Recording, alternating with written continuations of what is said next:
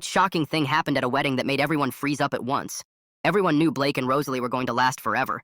Like, seriously, this guy had her military dad laughing so hard he choked the first time they ever met, while the rest of us had never even heard him speak. Blake invented Random Flower Day, where once a month he'd show up with a bouquet of exotic flowers shipped from a different country around the world each time. Our girlfriends would literally use him as an example during every argument. This is what a real man looks like. He organized flash mobs for her birthday, learned to cook her grandmother's recipes, and treated Rosalie like it was her birthday every day. Then Rosalie's mom got diagnosed with lupus, and Blake didn't even hesitate. He switched to night shifts at his accounting firm so he could drive her mom to treatments during the day. He even sold his beloved motorcycle, the one he'd rebuilt with his dad, just to cover the co-pays when Rosalie's family hit their insurance limit. While the rest of us were complaining about meeting our girlfriend's parents once a month, Blake was at every single family dinner, helping Rosalie's mother cook, helping her dad fix the roof, and teaching her little brother to drive. 3 years in, Blake proposed. He got down on one knee at her favorite restaurant with her whole family there. With her grandmother's ring he'd personally restored, and gave this speech about how she saved him from being a workaholic with no purpose. The whole restaurant started clapping. Rosalie was crying so hard she could barely say yes. The wedding planning was insane. Blake handled everything she got stressed about. Vendor calls, seating arrangements, dealing with her crazy aunt who demanded vegan options for everyone. The day finally came. It was a beautiful beach and packed with 300 guests. Rosalie looked incredible walking down that aisle, her dad tearing up next to her, and Blake standing at the altar with tears already running down his face. The officiant, Blake's best friend, went through all the traditional stuff. The readings, the vows. Rosalie went first, and by the end, everyone was dabbing their eyes with tissues. Then came the big moment. Do you, Blake, take Rosalie to be your lawfully wedded wife? The whole beach was silent, everyone waiting for that enthusiastic yes we all expected. Blake looked at Rosalie for what felt like forever. Then he took a deep breath and said, clear as day, 2 hours ago, I would have hoisted you up in the air and screamed yes. But now, you disgust me. And I never want to see you again in my life. He turned and walked away. Rosalie's face went from confused to horrified in about 2 seconds. She literally collapsed right there in her wedding dress. The best friend stood there with his mouth open. Blake's mom started running after him, screaming his name. Rosalie's bridesmaids rushed to her, trying to get her to breathe. The whole beach erupted. People were standing up, shouting, asking what the hell just happened. Blake just kept walking, got to the car park where a cab was waiting for him, and drove off. Nobody could make sense of it. His groomsmen were blowing up his phone, getting nothing. Rosalie had to be sedated and taken to the hospital. Her brother started calling hospitals thinking Blake had a psychotic break.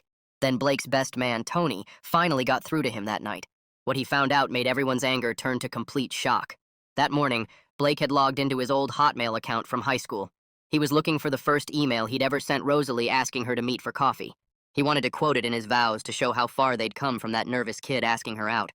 But in that old inbox, buried between spam and old school assignments, was an email from 2 years ago with the subject line, "You're a monster." It was from a woman named Jessica, someone Blake had hooked up with when he was 15 at summer camp. In the email, Jessica explained that Blake had a daughter he never knew existed from that one night they spent together 12 years ago. The girl, Mia, had tracked Blake down when she was 10. She'd taken 3 buses alone to show up at Blake and Rosalie's house with a picture of her mom and a DNA test she'd saved allowance for. But Blake wasn't home, and Rosalie answered the door. When Mia explained who she was, Rosalie apparently lost it. She told this 10-year-old girl that her dad said she was a mistake, that she'd ruin his perfect life, that he never wanted kids, especially not some bastard from a one-night stand. Rosalie went on for 20 minutes, telling her Blake said if Mia ever showed up to make sure she knew she was worthless, unwanted, that her mom was a gold digger who tried to trap him. Rosalie told this child that Blake said, "I'd rather die than have you call me dad," and that he'd already decided to pretend she never existed. The kid left sobbing, never tried to contact Blake again. She tried to take her own life 6 months later, leaving a note to Blake about how she was sorry for existing.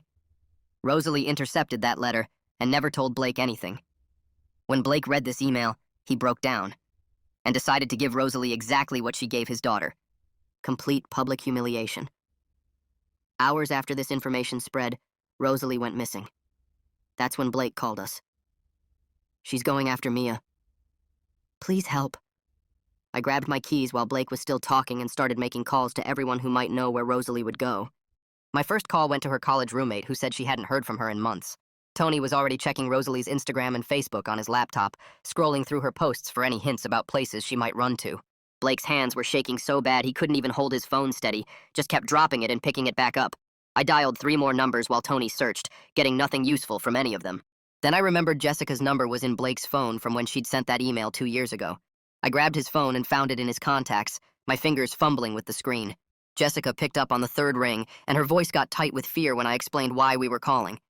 She told me Mia was home but had been anxious all day, kept asking if something bad was happening even before anyone told her about the wedding disaster. I could hear her moving around, probably checking locks on doors while we talked. She said she'd already noticed a car driving by their house twice that morning, which wasn't normal for their quiet street. We decided to split into teams right away to cover more ground. Tony grabbed another friend and they headed to Rosalie's parents' house to see if she'd gone there. Blake and I got in my car to drive toward Jessica's neighborhood on the other side of town. Blake kept saying the same thing over and over while I drove, that he should have handled it differently. He said the public humiliation at the wedding might have pushed Rosalie completely over the edge. His voice was cracking and he kept punching his leg, angry at himself for not thinking about consequences. Jessica texted me their address, but said she was already packing a bag to take Mia to her sister's house. She didn't trust that Rosalie wouldn't show up, especially after what happened 2 years ago when Mia tried to contact Blake. The drive felt like it took forever, even though I was going 20 over the speed limit the whole way. Blake started telling me more details from the email he'd found that morning. He said Mia had saved her allowance for months to pay for that DNA test herself. She'd practiced what she wanted to say to him, wrote it down and memorized it before taking 3 buses alone to find him. The thought of his daughter preparing so carefully just to get destroyed by Rosalie made Blake punch my dashboard hard enough to crack it. He didn't even apologize, just kept talking about how Mia was only 10 years old when she showed up at their door. Tony called while we were still driving and said Rosalie's parents hadn't seen her since yesterday, but they were worried because she'd called them crying, so hard they couldn't understand what she was saying. Her mom mentioned that Rosalie had been struggling with anxiety ever since her lupus diagnosis last year. She'd been using control as a way to cope with feeling like her body was betraying her. Tony said her dad was getting in his car to help look for her too. We finally reached Jessica's neighborhood and I slowed down, checking every car we passed. Then Blake grabbed my arm and pointed to a blue Honda parked 3 blocks from Jessica's house. It was definitely Rosalie's car, still had the parking sticker from her gym on the windshield. Blake wanted to jump out and confront her immediately, but I held him back. We needed to call the police first and get this documented properly in case things went bad. While we waited for the police, I asked Blake to log back into his old email account on my phone. I wanted to verify the headers and metadata myself, make sure this wasn't some elaborate fake. The email was definitely real, came from Jessica's IP address with medical records attached from Mia's hospitalization. The suicide note Mia had written was there too, addressed to Blake, saying she was sorry for existing and ruining his life. Reading it made me sick to my stomach knowing Rosalie had hidden this from Blake for 2 whole years. Detective Rita Graves showed up about 15 minutes later in an unmarked car. She took our statements calmly, but I could tell she was taking it seriously by how many notes she wrote. She radioed for another unit to check on Jessica's house while she walked over to check Rosalie's car. The car was empty, but the engine was still warm, meaning Rosalie had just left it recently. Rita told us to stay put while she coordinated with the other officers. That's when Jessica called again with panic in her voice. She said Rosalie had shown up at her sister's house, but left as soon as she saw Jessica's car in the driveway. Now she was apparently heading toward Mia's school, even though it was Saturday, and the building would be closed. Jessica said a neighbor had seen Rosalie's car speeding in that direction just minutes ago. Rita immediately got back in her car and told us to follow her to the school. Blake gripped the door handle so hard his knuckles went white, while I stayed right behind Rita's unmarked car through 2 yellow lights and a stop sign she barely slowed down for. She was talking into her radio the whole time, using cop codes I didn't understand, but Blake seemed to get because his face got paler with each transmission. The school came into view after about 10 minutes, one of those newer buildings with lots of glass and a big playground visible from the street. Rita pulled into the parking lot and we followed, my tires squealing a bit on the turn because I was going too fast. She parked near the main entrance and got out, holding up her hand for us to stay put while she walked around the building toward the playground area. Blake started to open his door, but I grabbed his arm and reminded him we needed to let the cop handle this first. Through the chain-link fence, we could see Rosalie sitting on one of those spring rider things kids bounce on, shaped like a horse, just rocking back and forth with papers in her hands. Rita approached slowly, her hand near her belt but not on her gun, and sat down on the bench about 10 feet from Rosalie. Blake was breathing so hard the windows were fogging up, and I cracked mine open to get some air flowing. Rosalie looked up when Rita sat down, and even from the car we could see her face was a mess, makeup running everywhere, her wedding dress torn at the bottom where she must have caught it on something. She held up the papers toward Rita, waving them around, her mouth moving fast like she was trying to explain something important. Rita just nodded, keeping her body relaxed, not making any sudden moves. My phone buzzed, and I saw 3 texts from my girlfriend asking where the hell I was since we were supposed to meet her parents for dinner at 7, and it was already 6:30. I typed back quickly that there was an emergency with Blake and she immediately called, which I had to decline because Blake was trying to hear what was happening on the playground. She texted back that this was exactly what she meant about me always putting Blake first and that his drama wasn't my problem to fix. Blake saw the texts over my shoulder and told me I should go, but there was no way I was leaving him alone right now. Rita stood up slowly and helped Rosalie to her feet, not grabbing her or anything, just offering her hand, which Rosalie took after a second. They walked toward the patrol car together, Rosalie stumbling a bit in her heels on the playground mulch. When they passed our car, Rosalie looked right at Blake through the window, and her mouth formed words that were clearly, "I'm sorry." But Blake turned his head away, staring out the other window instead. Rita helped Rosalie into the back of her patrol car, not with handcuffs or anything rough, just guiding her in gently before closing the door. She walked over to us, and Blake rolled down his window to hear what she had to say. Rita explained that Rosalie wasn't under arrest, but was being taken for evaluation at the county hospital's psychiatric unit, standard procedure when someone might be a danger to themselves. Blake asked about Mia, and Rita said she'd already confirmed with the other unit that Jessica and Mia were safe at Jessica's sister's house.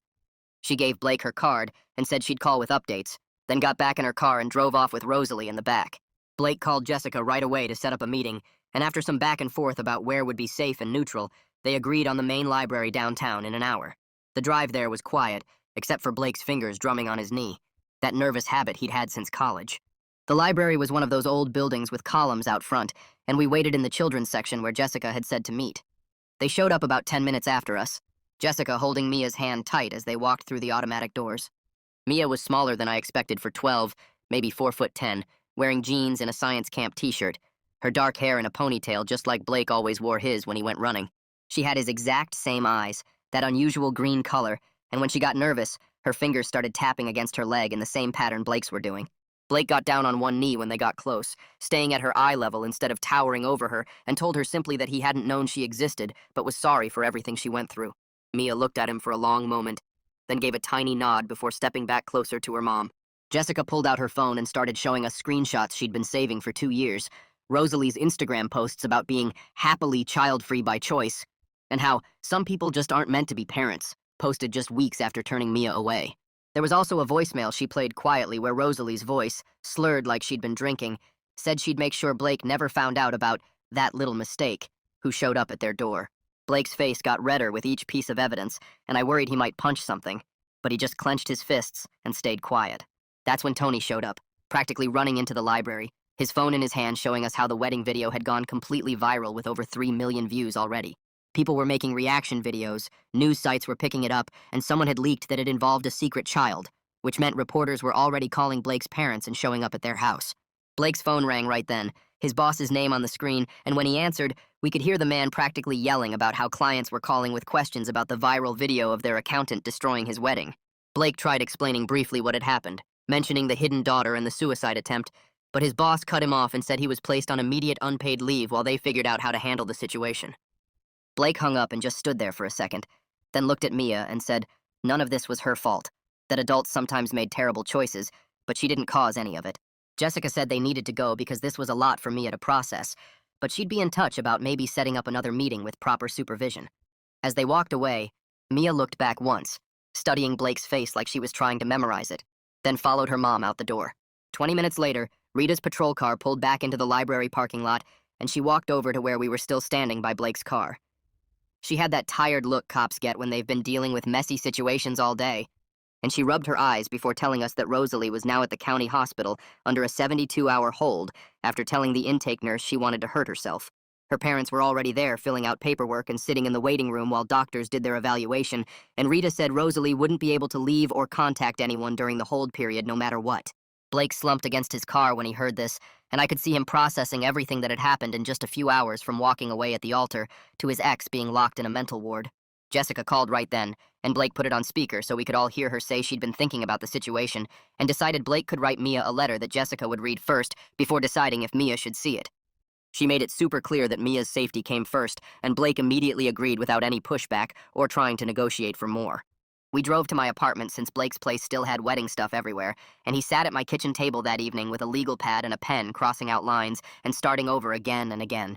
I watched him write things like, "I'm sorry," then scratch it out and try "I didn't know," then cross that out too and start completely fresh on a new page. He worked for 3 hours straight just trying to find the right words that would take responsibility without making excuses or asking for anything from a kid who'd already been through so much. My girlfriend Sarah showed up around 9 and saw Blake still writing at the table and immediately pulled me into the bedroom where she said I needed to stop getting so involved or she was done with our relationship. I tried explaining that a child's safety was at stake and we couldn't just abandon Blake when he was trying to make things right, but she said Blake created this whole situation with his dramatic revenge stunt at the wedding. She packed an overnight bag while telling me I was being stupid for caring so much about someone else's drama and that Blake was a grown man who could handle his own problems without me holding his hand. I followed her to the door trying to convince her to stay, but she left anyway, saying she'd be at her sister's place until I figured out my priorities. The next morning, my phone rang at 7, and it was Jessica saying Mia had read the letter and wanted to ask Blake one question through her mom, which was why did he believe Rosalie instead of looking for Mia himself when she first tried to contact him? Blake was already awake on my couch, and when I told him the question, his face just crumpled because it was such a fair point that cut right to the heart of everything. He spent an hour recording a voice message on his phone, explaining that he never knew Mia existed because Rosalie had hidden everything, but he also took responsibility for not being easier to find when Mia first started looking. He admitted he should have been more careful about his past and kept better track of people he'd been with, even if it was just a teenage thing at summer camp. Tony came over that afternoon with his laptop saying he'd been helping Blake go through old emails to see if there were other messages they'd missed, and he'd found something weird in Blake's email settings. Rosalie had set up mail filters 2 years ago that automatically deleted anything with certain keywords like daughter, or child, or Jessica, or camp, which meant she'd been screening his communications for years without him knowing. Blake stared at the screen showing all these filter rules Rosalie had created, and his hands started shaking when he realized how long she'd been controlling what information reached him. That's when Blake's phone buzzed with a text from one of Rosalie's bridesmaids saying she needed to tell him something important about what Rosalie did that morning before the wedding. The bridesmaid said Rosalie had pawned her grandmother's jewelry that Blake had restored and withdrew their entire wedding fund from the joint account before disappearing, which was thousands of dollars meant for their honeymoon and new apartment. She was clearly planning something, but nobody knew what, and the bridesmaid was worried Rosalie might try to leave the state or do something worse once her hold was up. While we were processing this news, Tony's phone started blowing up with notifications because someone had posted the wedding video online and it had already gotten 3 million views in just a few hours. People were making reaction videos and news sites were picking it up, and someone had leaked that it involved a secret child, which meant the whole story was going completely viral. Blake started getting messages on every platform with some people calling him a hero for exposing Rosalie, while others sent death threats calling him a deadbeat dad who abandoned his kid. Jessica texted that she was meeting with a family lawyer named Evander Pierce that afternoon to set up legal framework for paternity testing and custody arrangements because she wanted everything official to protect Mia from any future drama or people trying to contact them about the viral video. Blake met with Evander Pierce the next morning and signed every paper without even reading them. He wrote a check for 12 years of back child support right there in the office. Pierce had to tell him 3 times that the paternity test needed to happen first, but Blake kept pushing the check across the desk. He also pulled out his phone and transferred $5,000 into a new account for Mia's therapy costs. Pierce took notes while Blake listed all his assets and income sources for the official calculations. The whole meeting took less than an hour because Blake agreed to everything without negotiating. That afternoon, Rosalie's parents showed up at Blake's apartment looking tired and old. Her dad kept rubbing his face while her mom explained how Rosalie had always needed to control everything since she was 8 years old. They told Blake about finding her diary from middle school, where she'd written detailed plans to manipulate teachers into giving her better grades. Her mom cried when she described finding Rosalie's notebook of relationship strategies she'd used on Blake. They weren't making excuses, but wanted him to know she'd been seeing a therapist for years who kept saying she was getting better. Blake just sat there listening while they apologized over and over for not seeing the signs. 2 days later, a social worker named Josephina Ware called to schedule interviews with everyone involved. She came to my apartment first since I'd been there for most of the events.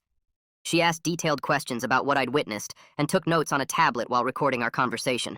She interviewed Blake for 3 hours at his place, going through every interaction he'd had with Jessica and Mia. Then she spent an entire afternoon with Jessica and another session alone with Mia at their therapist's office.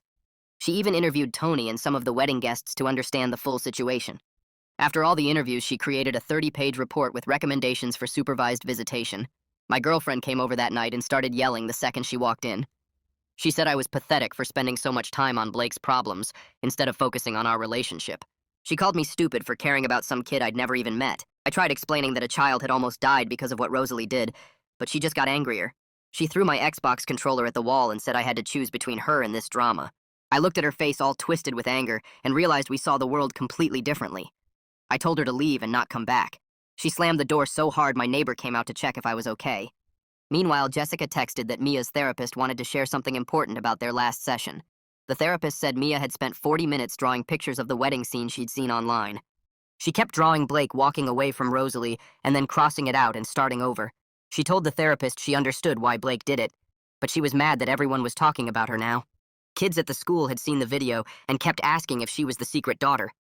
She said she wished Blake had just called Rosalie out privately instead of making it this huge public thing.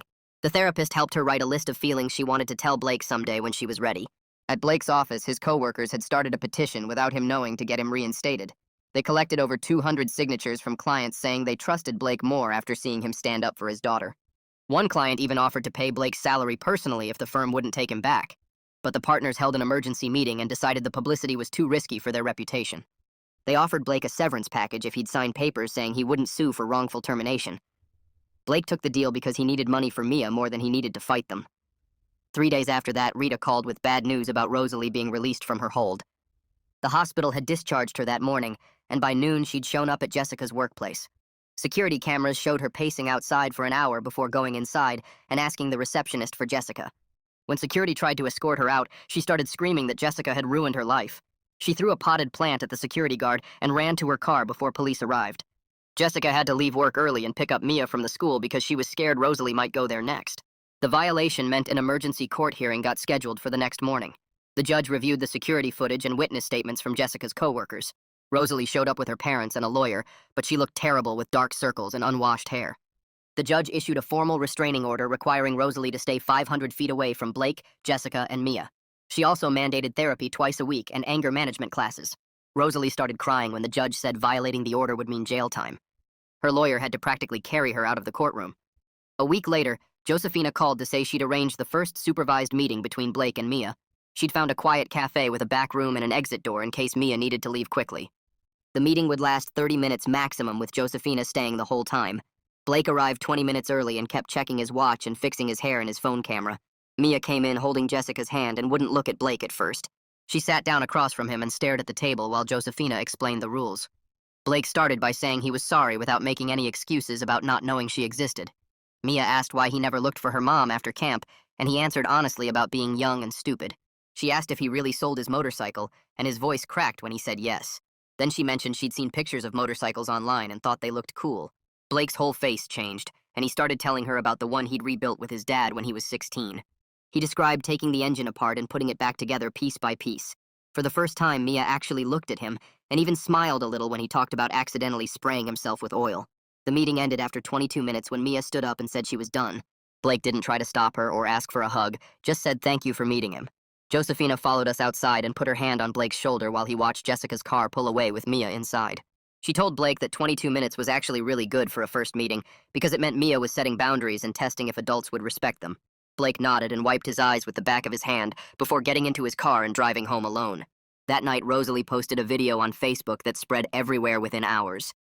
She sat in what looked like her childhood bedroom with puffy eyes and messy hair, talking about how sorry she was for everything that happened. The problem was she spent 15 minutes talking about her own pain and mental health struggles and only mentioned Mia once at the very end. She went on about how the wedding disaster ruined her life and how she never meant to hurt anyone, but she was just trying to protect Blake from complications. The comments section turned into a war zone with people calling her every name you could think of. Someone screen recorded the video and posted it on Twitter, where it got even worse. Within 2 days, someone found her parents' address and posted it online along with her phone number and email. Blake called me at 3 in the morning because people were sending him screenshots of threats being made against Rosalie. We both hated what she did, but nobody deserved strangers showing up at their house or calling with death threats. Her parents had to disconnect their landline, and Rosalie moved back in with them because her apartment complex got so many complaints about reporters and angry people showing up. Blake spent the next week going through all the wedding stuff in storage, deciding what to do with everything. The dress went back to the shop for store credit, which they gave him even though it was past the return date. The decorations and centerpieces got donated to a local church. The honeymoon tickets to Hawaii got canceled for a partial refund. He took all the money from selling and returning things, plus the deposits they got back from vendors, and opened a college savings account in Mia's name. He didn't post about it or tell anyone except Jessica, who got the account information in a certified letter. The paternity test came back 2 weeks later, which surprised nobody since Mia looked exactly like Blake's baby pictures. The lab confirmed 99.9% match, and Blake's lawyer filed the paperwork to legally establish paternity that same day. Blake also filed for 12 years of back child support payments, even though Jessica hadn't asked for it because he wanted everything official and wanted to show he was taking responsibility. A month passed before Mia agreed to meet Blake again, and this time she picked the place which turned out to be a go-kart track 40 minutes away. Jessica stayed in the waiting area while Blake and Mia got their helmets and safety briefing from the teenage employee. Mia picked the fastest kart available and left Blake in the dust on the first race. She lapped him twice, and when he spun out trying to take a turn too fast, she actually laughed out loud. They raced 5 times total, and she won every single one, though Blake got a little better each time. After the last race, she high-fived him before running back to her mom. Jessica texted Blake later that night, saying it was the first time she'd seen Mia genuinely happy since everything started. 3 days later, I was buying milk at the grocery store near my apartment when I saw Rosalie in the cereal aisle.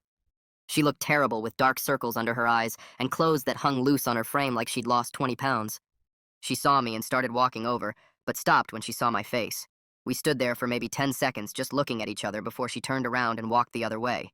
There was nothing left to say, and we both knew it. Blake had been applying for jobs since his company put him on leave and finally got an offer from a smaller accounting firm across town. The pay was 30% less than his old job, but they knew about the whole situation and didn't care. They actually said they respected his honesty and offered flexible hours so he could go to Mia's therapy appointments. He accepted immediately and started the next Monday. Josephina called Blake for a progress meeting 6 weeks after that first cafe visit. She said Mia was doing better in therapy and starting to process what happened to her 2 years ago. The nightmares were still happening, but less often, and she wasn't flinching when people mentioned Blake's name anymore. Josephina recommended keeping the supervised visits going for at least 6 more months before trying anything unsupervised. Blake agreed without arguing because he knew pushing too fast would ruin any chance of a real relationship. Jessica started warming up to Blake after seeing him consistently show up and respect every boundary they set. She began sharing little things about Mia, like how she loved science experiments and had taught herself to skateboard using YouTube videos. She mentioned Mia had been teaching herself to cook by watching cooking shows and practicing when Jessica worked late. Blake wrote everything down in a notebook he kept in his car so he could remember every detail about his daughter. 2 days later, Blake showed me the cooking class schedule he'd printed out from the community center website and circled 3 different classes that fit around his work hours. He picked the basic knife skills one first, since Jessica mentioned Mia watched those cooking competition shows all the time, and the chefs were always talking about proper technique. I went with him to that first class where we both learned we'd been cutting onions wrong our whole lives, and the instructor kept fixing Blake's grip on the knife handle. Blake practiced at home every night that week, sending Jessica photos of his attempts at julienned carrots and diced peppers with messages saying maybe Mia would find them interesting, but only if she wanted to see them. Jessica started showing them to Mia, who apparently critiqued his knife angle, but in a way that made Blake actually happy, because it meant she was paying attention. The court date for Rosalie's restraining order violation came up faster than expected, and Blake asked me to go with him for support. The courtroom was smaller than I expected, and Rosalie sat at the defendant's table looking like she'd aged 10 years in 3 months, with her hair pulled back and wearing a plain gray suit that hung loose on her frame. The judge reviewed the security footage from Jessica's workplace and the testimony from the security guards who'd had to escort Rosalie out. Rosalie stood when asked and told the judge she was accepted full responsibility for violating the order and understood she needed help dealing with what she'd done. The judge ordered 6 months of mandatory therapy, 200 hours of community service at a crisis hotline, and extended the restraining order for 5 years. Rosalie just nodded and signed the papers without arguing or trying to explain herself away like the old Rosalie would have done. Tony called me the next weekend saying Blake needed help moving and could I bring my truck. Blake had found a 2-bedroom apartment 15 minutes from Mia's school that cost half what his old place did, but had a small garage where he could work on projects. We loaded up his furniture, which wasn't much since Rosalie had kept most of their stuff, and Blake didn't fight her on it. The new place was basic with white walls and old carpet, but Blake seemed lighter somehow as we carried boxes up the stairs. He'd already turned the 2nd bedroom into what he called a maybe-someday room with a desk for homework and empty bookshelves he hoped to fill if Mia ever felt comfortable visiting. 3 weeks into the new apartment, Blake's phone buzzed during lunch, and his whole face changed when he saw it was from an unknown number.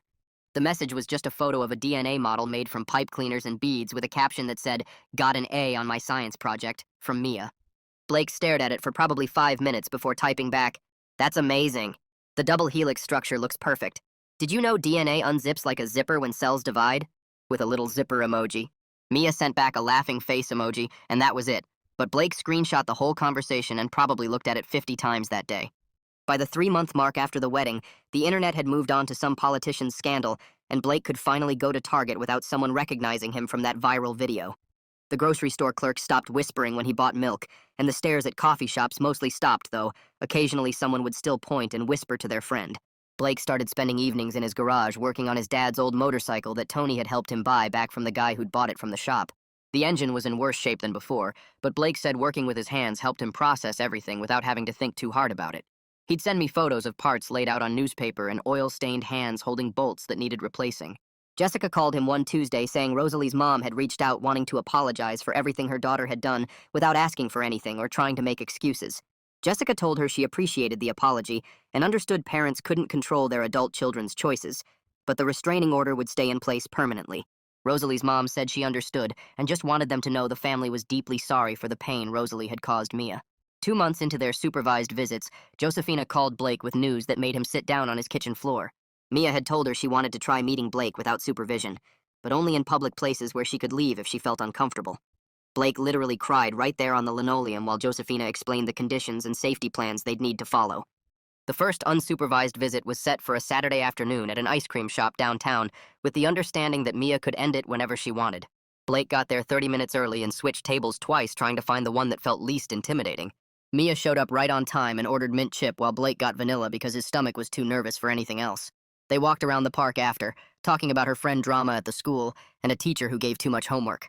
Blake mostly listened and asked small questions that kept her talking about safe topics like her favorite subjects and what books she was reading for English class. She stayed the full hour they'd planned and even suggested maybe they could do mini golf next time since she'd seen a place near the ice cream shop. Jessica and Blake set up their communication through a court-approved app called Our Family Wizard that documented everything and kept conversations focused on Mia's schedule and needs. They worked out pickup times for visits and shared information about Mia's doctor appointments and school events without getting into personal territory. 3 weeks later, Blake's boss called him into the conference room where the whole accounting team had gathered with a sheet cake that said, "Welcome officially," in blue frosting. They'd voted to bring him on full-time after watching him handle the Mario audit without a single error, despite everything happening in his personal life. Blake stood there holding a plastic fork while his coworkers patted his back and told him they were glad he was staying. The next Saturday, Mia texted Jessica asking if she could see the motorcycle Blake had been working on, and Jessica drove her over to his garage, where he had the whole engine spread across a tarp on the concrete floor. Blake showed her each part and explained what it did while she sat cross-legged next to him, passing him tools when he asked. She watched him reconnect the spark plugs, and when he finished, she said, "Thanks for showing me Blake," which was the first time she'd ever used his name instead of just nodding or pointing.